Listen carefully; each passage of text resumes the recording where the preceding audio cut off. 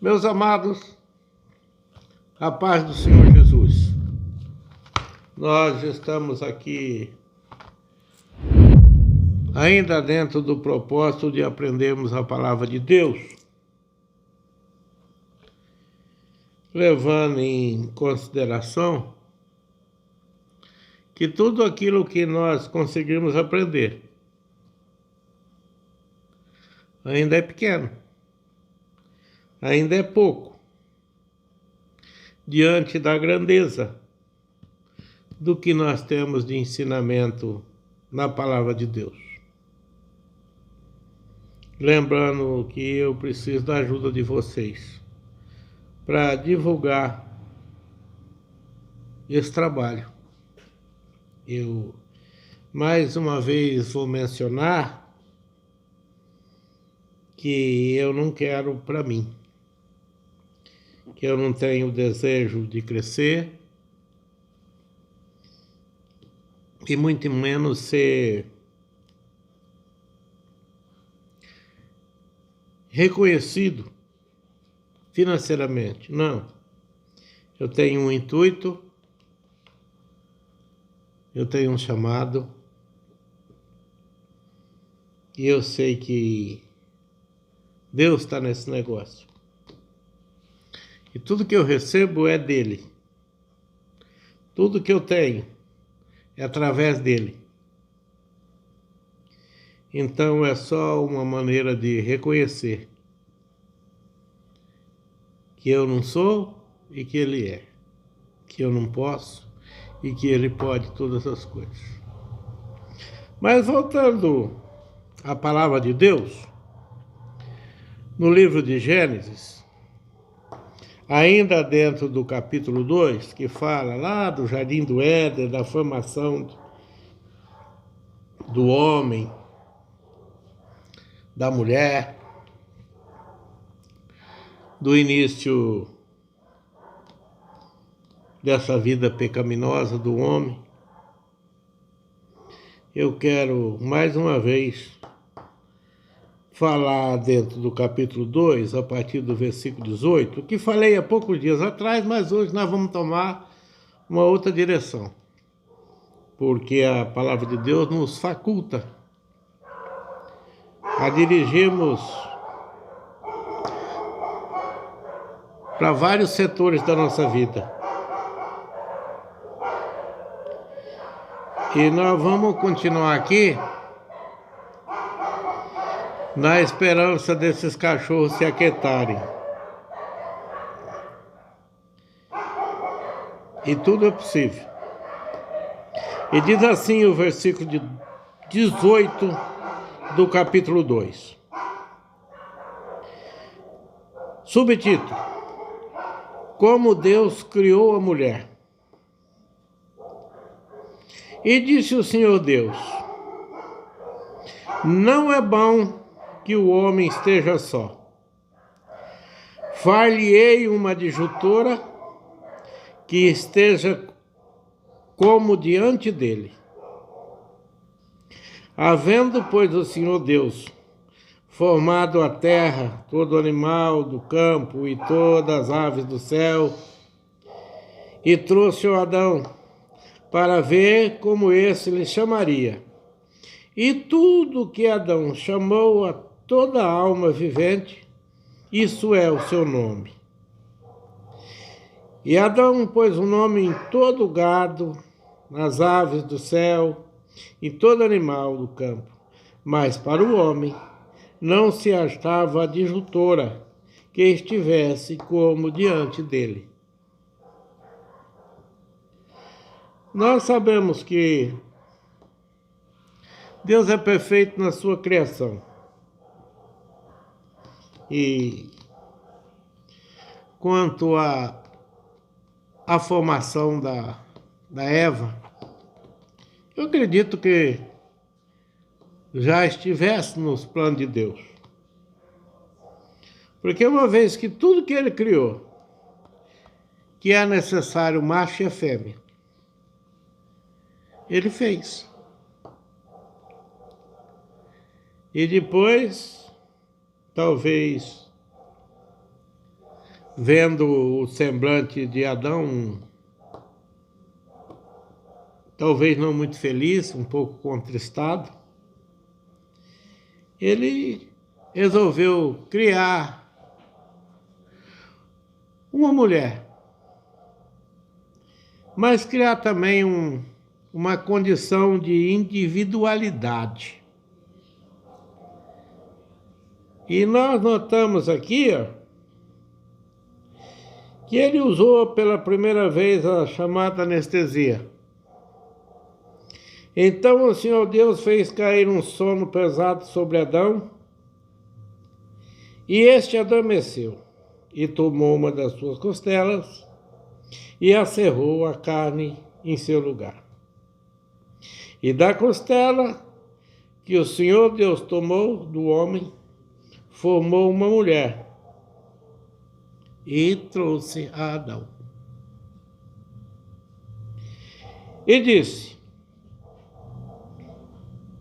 Adão disse, esta é agora osso dos meus ossos, e carne da minha carne. Esta será chamada varoa, porquanto do varão foi tomada.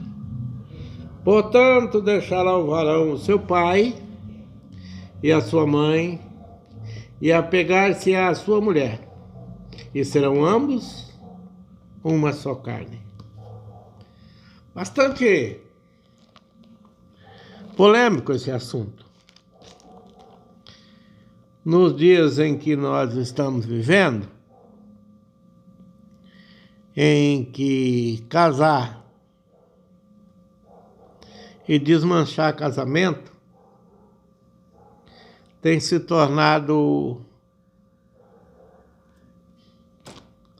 tão banal. Faz-se uma promessa perante a lei, perante Deus, com promessa de felicidade, de fidelidade, de compreensão, de companheirismo, de vida conjugal perfeita. Menciona-se que isso teria que ser vivido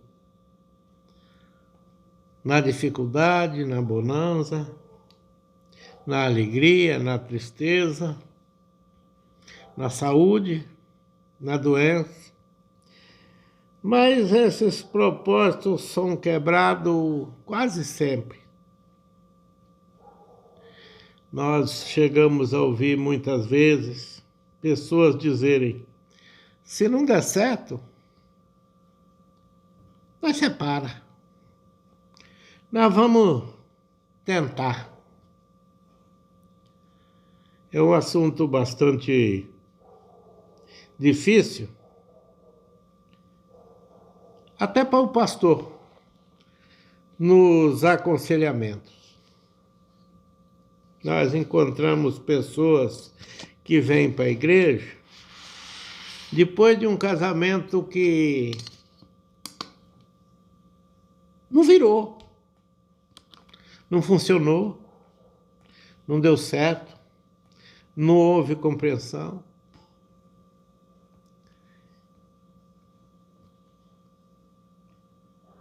Não ouviu o conselho, não fez por onde dar certo. E a pessoa chega na igreja não contente com a situação de estar só novamente. E aí ela quer casar, ela quer constituir uma família novamente, e procura o pastor. E se o pastor falar, não, você não está liberado para casar. Com quem você casou, aquela pessoa ainda está viva. E a Bíblia diz que até a morte os separar. Aí o pastor se torna duro, se torna insensível, porque está no sofrimento, está precisando, está angustiado.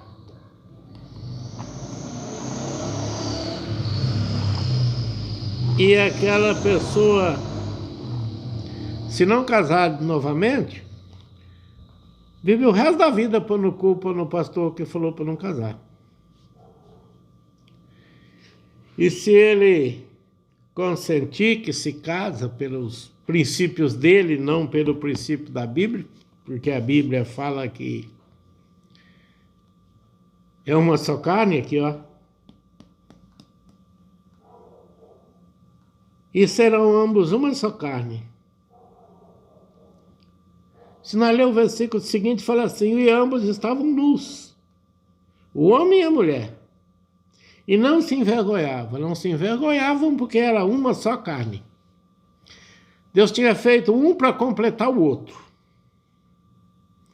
Então não era mais dois, era um propósito, o propósito de Deus. E voltando ao descasado que quer casar de novo e que o conselheiro dele, o pastor dele, diz que pode, que é melhor casar do que se abrasar, pega um pezinho na palavra de Deus, e ele casa. E o pivô da separação passada foi ele, com a sua maneira de ser, por não ter cumprido os princípios básicos para que o casamento funcione. Ele não vai dar certo de novo. E aí ele vai novamente culpar o pastor pelo um casamento que foi autorizado e que não devia ser. Eu me prendo à palavra de Deus. Todas as vezes que alguém me pergunta, eu digo: Deus não está nesse negócio de casa separa. Eu trago a questão para dentro do capítulo 2 do livro de Gênesis, que não autoriza.